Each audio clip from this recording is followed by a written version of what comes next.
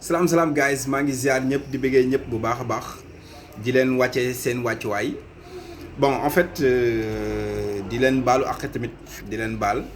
di wax yenn sunu borom bi boole ñu baal may ñu fekkee julli dëwën yu bare lépp ànd ak tal ñëpp am jàmm ñëpp am tawfeex ñëpp am taysiir ziar naa ñëpp bu baax a baax bon di dellu soit un peu dans le cadre de décryptage actu. Bon, et puis je vous rappelle, donc le format, c'est pas ça, comme je vous avais dit donc la fois passée. Donc l'idée, c'est de faire,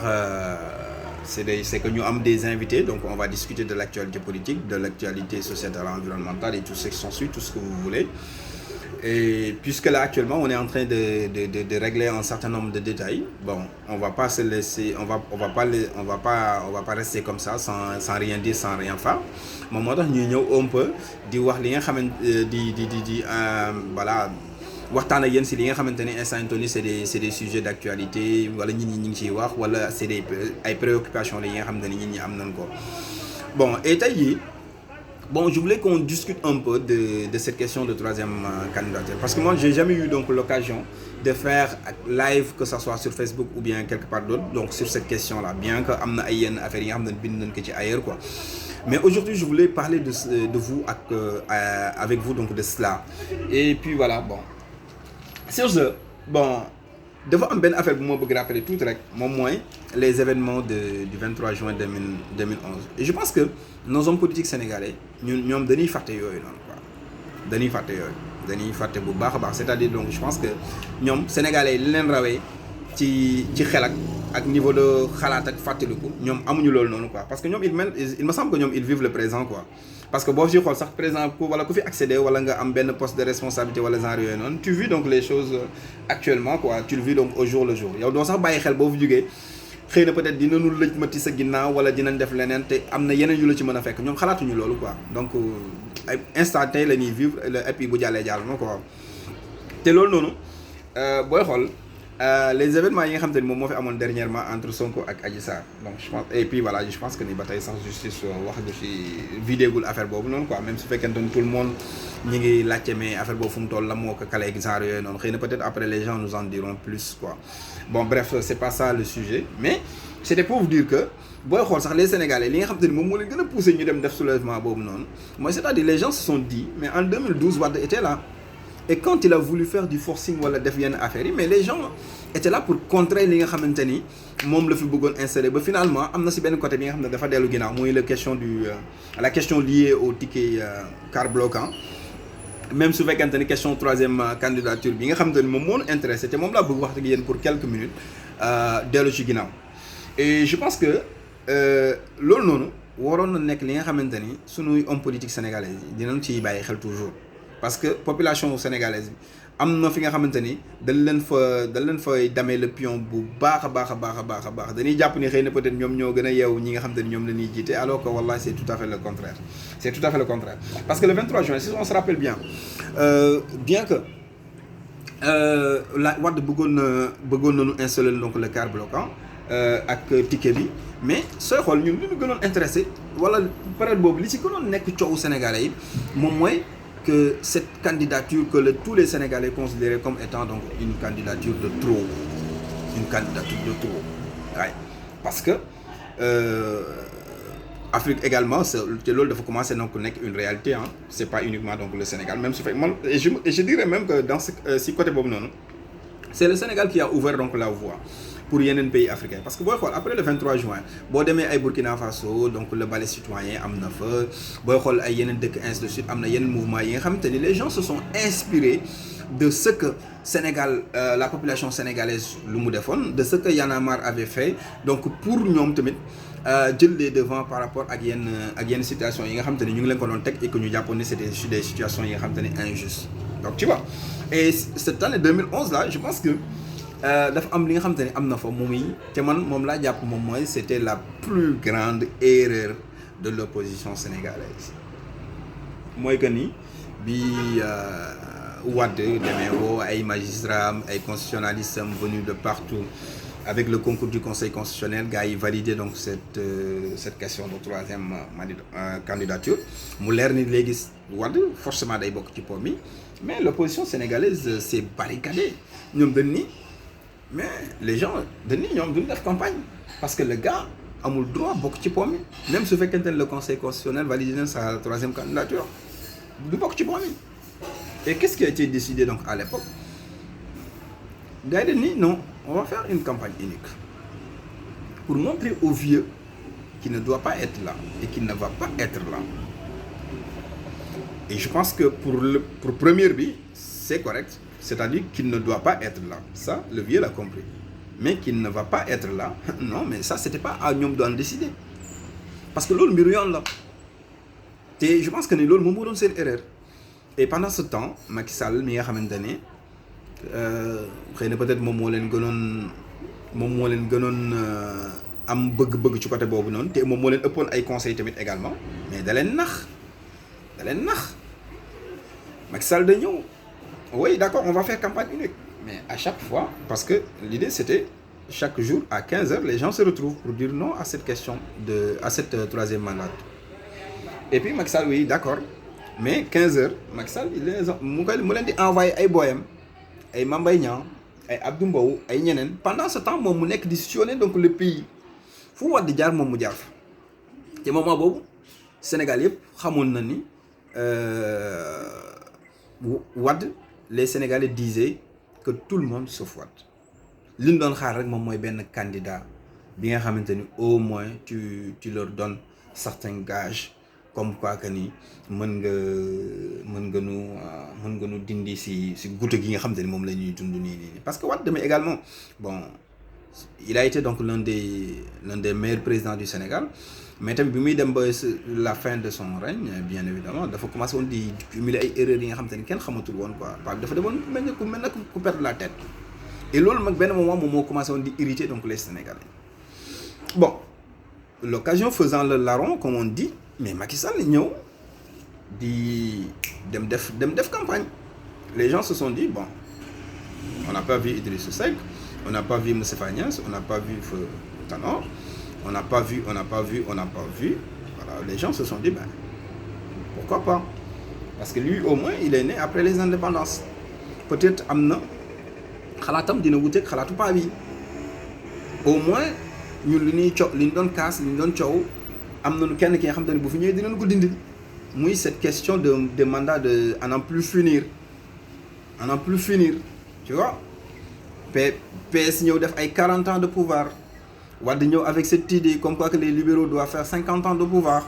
tu vois donc et pour ces 50 ans de pouvoir man jël naa déjà 12 ans donc il faut que ma daw dàq jiwaat beneen 5 ans mu nekk 17 ans yeneen li des ci 17 ans yi sama njaboot géral ma ko parce que en ce moment il passait à Karim Wade il y avait Idrissa Seck même su fekkente ni voilà il y avait Macky Sall même su fekkente ni entre temps également gis nañ lu mu ko def Assemblée nationale en 2008 donc yooyu ay sujets la xëy peut-être yi nga xam ne dinañ si ñëwaat bon Sénégalais yi ñëw ni bon ci moom moo fi nekk ñu jël Macky Sall Sénégal yi faluñu Macky Sall de dañu fóol li lay Wade parce qu'il y a deux choses parce que bu lay fal day fekk nga nekk ki nga xamante ni tey jii nii xëy na peut-être jegeyantoo ngeen ci yenn affaires yi wala niveau xam-xam wala niveau compétence ak genre yooyu na naw na leen si yéen ñaar ñëpp mais teewul dinañ tànn kenn quoi comme on dit quoi choisir c'est éliminer tu vois donc loolu moom mooy fal ñu ñëw jël fal mais Macky Sall bi muy ñëw c'était pas le cas c'est-à-dire xëy na peut-être man mi nga xam ne tekkiwuma dara sax su ma présenté woon devant Laye Wade en ce moment mënoon ma fal président parce que en fait foofu la Sénégal tolloon quoi c'est juste bon c'est un peu exagéré mais c'est juste ça quoi en fait pour vous expliquer un peu donc Macky Sall ñëw nekk président bon man nag dama nii ki nga xam te ni ku mel noonu nga xam ni yow li nga xam te ni moom moo tax nga accéder donc à la tête de ce pays moom mooy lii nga xamante ni tey moom la lay tuumaal kon dama ni kon kii juróom-ñaari xelam warul xalaat di laal ay question de mandat encore que Macky Sall n'oublions pas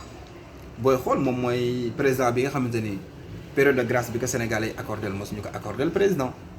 ku nu fal non parce que Macky Sall booy xool quand il est venu en 2012 ba 2015 Macky Sall sur CREI yi la nekk 2012 ba 2015 on a vu tout ce qui s'est passé avec Karim Wade en 2015 ak bi ñu ko tëjee ba balaa ñu koy libérer donc au mois de juin 2016 di ko exiler de Qatar. Donc c'est-à-dire 2012 ba 2015 Macky Sall si loolu nekk mais en fait 2016 Macky Sall ñëw ni ay question de mandat au Sénégal mais on doit finir avec ça. Ouais, il faut arrêter avec ces questions de mandat au Sénégal. Dëkk ku fa nekk def fa 2 ans normalement da nga de 2 mandats normalement da nga war a dem. Donc man je vais faire 5 ans. Je vais faire 5 ans. Dem conseil constitutionnel ni que non mënoo def 5 ans parce que mandat bi c'est prévu pour 7 ans. Les Sénégalais disent non amul problème, il y a aucun problème. Donc vous pouvez faire 7 ans. Vous pouvez faire 7 ans. Après vous demandez encore donc la voix des Sénégalais su fekkente ni accordé na la que tu fais 5 ans et puis tu pars. Moom si boppam Macky Sall parmi les 15 points yi nga xamante ni moom la woote woon référendum 2016 Macky Sall si boppam ñëw ni li ko si gën a yitteel sur cet référendum moom mooy cette question de mandat et que la constitution du Sénégal sur si côté boobu noonu dañ koy verrouiller quoi en fait. li ñuy woo c'est benn verrou la bi nga xamante ni normalement président bu fi ñëw sax warul la too mën a am la latitude de faire sauter ce verrou là. C'est-à-dire ici au Sénégal nul ne peut plus faire 2 mandats successifs. Et puis Sénégal ñun je pense que ñun suñu fii nii suñu man xaw ma ay juristes lañ am xaw ma ay droitiers lañ am parce que en fait man je pense que dafa am ñi nga xamante ne ay juristes lañ mais am na ñi nga xamante ne ay droitiers lañ. C'est des pratiquants du droit yi nga xamante ni ñoom man mënu ma leen tuddee ay juristes mais ay droitiers lañ parce que da ngay gis li nga xamante ni c'est très simple pour nga expliquer que benn tiers bi nga xamante ne xamul dara nga war ko expliquer de manière très simple mais les gens dañ fiy nekk di ko tourner waat ba finalement jox waa ji li nga xamante ni moom si lay langaamu moom pour jàpp sa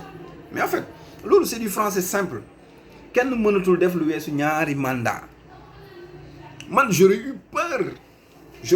peur voilà de ça. Su fekkoon ni par exemple la constitution du Sénégal avait dit nul ne peut pas faire plus de 2 mandats successifs de 5 ans ou bien de 7 ans. Là ce serait un problème. Ouais, là ce serait un problème parce que boo duggee ci détail boobu rek moom mooy c'est-à-dire ça change complètement donc la configuration ou bien donc la compréhension ou bien l'interprétation donc de la loi. Mais il n'y a pas ça au Sénégal. La Constitution ne dit pas que nul ne peut faire donc 2 mandats successifs de 5 ans. Il ne dit pas, c'est-à-dire cette question de durée n'est pas du tout inclue, bien évidemment, dans cet article. Donc dès l'instant que nekku ci rek interprétation c'est clair et net pour tout le monde. Nul ne peut faire plus de 2 mandats successifs. C'est clos. Il n'y a pas de discuter de midi à 14h parce que c'est très clair. C'est pas du chinois, c'est pas du japonais si vous voulez, mais c'est du français simple, du français facile comme on dit. On ne peut pas faire plus de 2 mandats successifs. C'est très simple. Moi, j'ai pas appris le droit. J'ai jamais appris donc le droit. Mais sur cette question-là, je me dis que c'est pas une question de droit. Non. C'est une question de français. Tu comprends le français simple, donc tu as compris ce que cela veut dire. Et Macky Sall lui-même a dit aux Sénégalais qu'il comprenait donc le français simple. Parce qu'il a dit lui-même à plusieurs reprises que man, je fais mon 2e et dernier mandat sous ma fallon en 2019. Je fais mon 2e et dernier mandat. Et entre-temps, entre 2016 et là maintenant, 2021, rien n'a changé sur cet article-là. Bien xamanteni ak li nga xamanteni ça faisait partie d'un des points. Moi personnellement, j'ai soutenu ce référendum de 2016. Juste pas ndax article boobu noonu. Parce que je me disais que une fois que nous valider lolo, ce sera un verrou. Et ce que verrouillé et que c'est l'article lui-même qui le dit. Donc même Benin président Bougné a la latitude de faire sauter ces verrous. Moi, c'est ce qui m'intéressait donc dans ce projet de loi en 2014. C'est la raison pour laquelle, quand l'opposition a mené campagne, donc pour dire qu'ils vont voter non pour le référendum. Moi je me disais mais c'est quoi cette opposition? Parce il faut également dire que s'opposer, c'est pas de dire oui, c'est pas de dire oui, donc c'est pas de dire non à tout ce que le gouvernement entreprend. Mais am na yoo xam ne le gouvernement da koy entreprendre li nga xamante ni mais ça change. tey jii nii su fekkoon ne ce projet de référendum jàllul woon mais cette question de troisième mandat du président Macky Sall daf fi doon nekk tey jii daf ñu doon sonal te mais malheureusement pour ñun nag gis Sénégal fii ñun dana am benn pouvoir bi nga xamante ni pouvoir bu arrogant ñun à chaque fois et puis ça n'a pas commencé avec Macky Sall mais c'est-à-dire ñun loolu la am dañuy am ay njiit yi nga xamante ni dañuy arrogant dañuy am ay njiit yi nga xamante ni ils font tout ce qu'ils veulent mais également notre opposition c'est pas une opposition sérieuse ñun opposition manipulatrice la am des gens yi nga xamante ni dañuy manipuler donc les Sénégalais yi nga xamante ni amuñu yenn niveau de compréhension yi wala mënuñu décrypter donc certains messages wala mënuñu décrypter certaines choses et loolu je pense que c'est malhonnête aussi bien de la part du pouvoir que de l'opposition. Je pense que quand on prétend diriger wala ñu am yenn ambition présidentiable pour dëkk bi bon il faut commencer à se comporter comme un président tout en étant donc un opposant. En quoi faisant? En disant toujours donc la vérité, en essayant toujours d'éclairer donc la lanterne des Sénégalais. Mais nag malheureusement pour ñun loolu moo fi am mais man cette question de mandat là moi je me dis que Sénégalais yi bu ñu commettre l'erreur d'ouvrir une brèche pour Macky Sall pour mu mën ko saisir parce que actuellement tout est verrouillé donc de son côté tout est verrouillé. Macky Sall amul fenn amul lenn lu mu mën a wax wala lu mu mën a jaar ba nekk un troisième ba présenter une troisième candidature et je pense que également te lu tax tamit ma jàpp loolu mooy que ni gis nga ce ralliement de Idrissa Seck là en dit long xëy na peut-être am na lu bëri yi nga xam te ne ñun ñu comprendre ñu ko si te loolu ce sera l'objet d'un sujet mais bugguma ko loolu waxtaanee man kese kooku dama bëgg ñu waxtaanee ak ñi nga xam te ne am na ñi nga xam te ne ñoom laa si bëgg ñu ñëw toog fi ñu waxtaanee kese parce que man je me dis que Macky Sall li tax mu gën a woo Idrissa Seck si wetam loolu ci la bokk parce que également quoi qu'on puisse dire Idrissa Seck nii ñuy waxante nii amul benn apport bi nga xamante ne amal na ko Macky Sall bien que ba muy dem le prétexte c'était pour dire que nous sommes en période de pandémie et que on doit conjuguer nos efforts pour xeex corona mais la question que je me pose Idriss Seck ba mu demee si Macky Sall ba léegi ban action la entreprendre bi nga xamante ni c'est dans le cadre de lutter contre cette coronavirus wala ban action la ñu gis Idriss Seck def ko si gouvernement Macky Sall bi nga xamante ni moom moo doon expliquer de même amul mais encore une fois c'est ce qui me conforte dans l'idée que Macky Sall question de troisième mandat ne ko si xelam waaw et puis je pense que j'en ai discuté avec des amis dinaa ñëw fii étaler ko ak d'autres invités mais je pense que le deal qui se profile à l'horizon c'est un Idy qui sera candidat de Benno Bokk Yaakaar en 2024 et loolu dinañu joxe les arguments yi nga xamante ni moom moo tax ñu avancer loolu waaw loolu moom yàggul dara je pense que ni dinañ si ñëw quoi dañuy xaar tuuti rek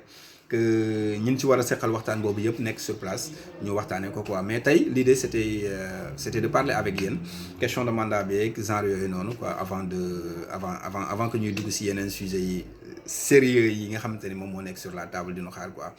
encore une fois maa ngi ziar ñëpp di bëggee ñëpp di leen wax ni leen également ngeen abonné ngeen encouragé ñu parce que tamit bëgg nañu tamit mu gën a jëm kanam quoi te et puis ñi ngi si tànk yooyu quoi ñi ngi siy dox jaa ngeen jëfate